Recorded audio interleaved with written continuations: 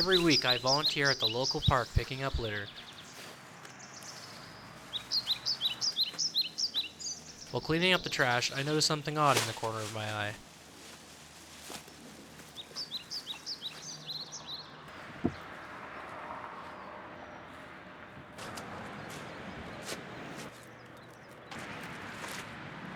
It was a container filled with an odd assortment of toys and trinkets. Among the items in the container, I also found a metal tag with a website on it. I returned home to investigate this odd find. I found a website that led me to a couple people that might be able to give me more information.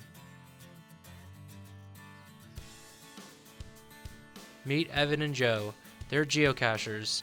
Geocaching is a new sport that was invented in the last decade.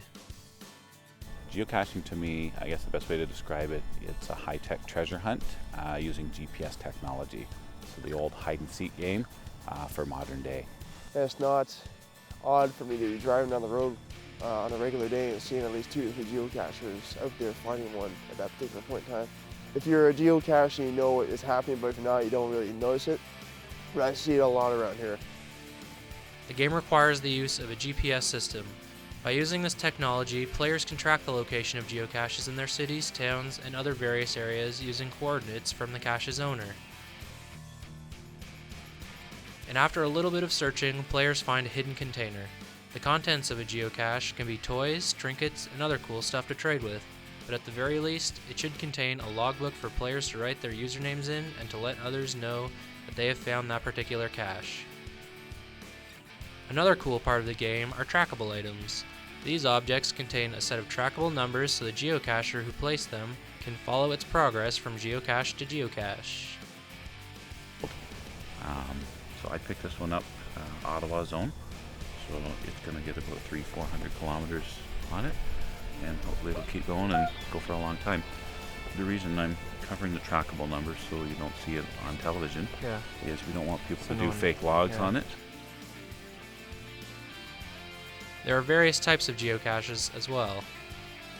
The most general type is a traditional cache, which is pretty much you put a box in some object and you take the coordinates as a traditional cache. Multi-caches are different stages where the coordinates bring you to a starting point. At that starting point you find another redirect to another point, usually in GPS in coordinates form, and it can go from 1 stage up to 4 stages up to 10 stages. Unknown caches, it's about the puzzle you have to solve, and once you solve the puzzle, you'll find the geocache itself. Geocaches have different difficulty levels, 1 being the easiest to get to and 5 being the hardest. Joe's hardest geocache required him to boat and camp out to find it. Some of the equipment used on a geocache search includes an up-to-date GPS device for geocache coordinates, a rope in case the geocache is located up in high places, a walking stick in case you have to travel, a first aid kit in case of an emergency, and of course a pen to sign the logbooks inside the geocache. As fun as geocaching is, there are a few conflicts, the first one being its impact on the environment. When you hide a cache in a park or an area like this, is some people aren't very careful when they go in. Some people don't think when they hide a geocache what the impact's going to be on nature, and you can certainly see it with trails and stuff that are through the forest. So when I'm geocaching, I try to be very careful and strategically plan my route in and route out.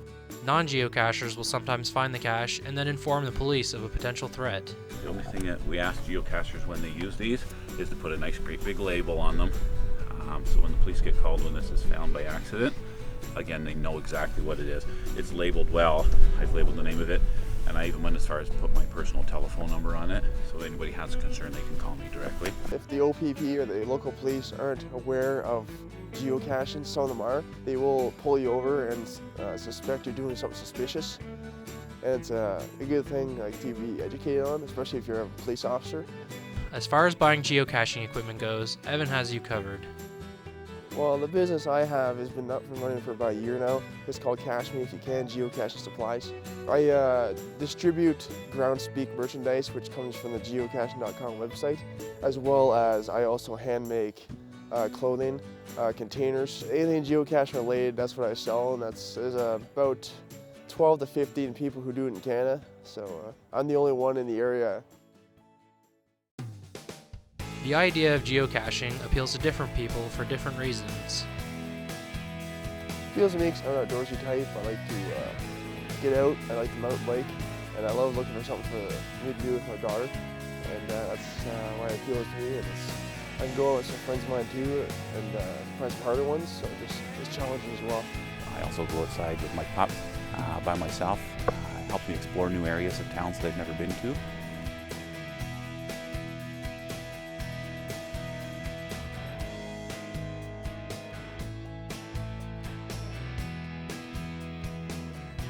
I was so intrigued by geocaching that I decided to make my own.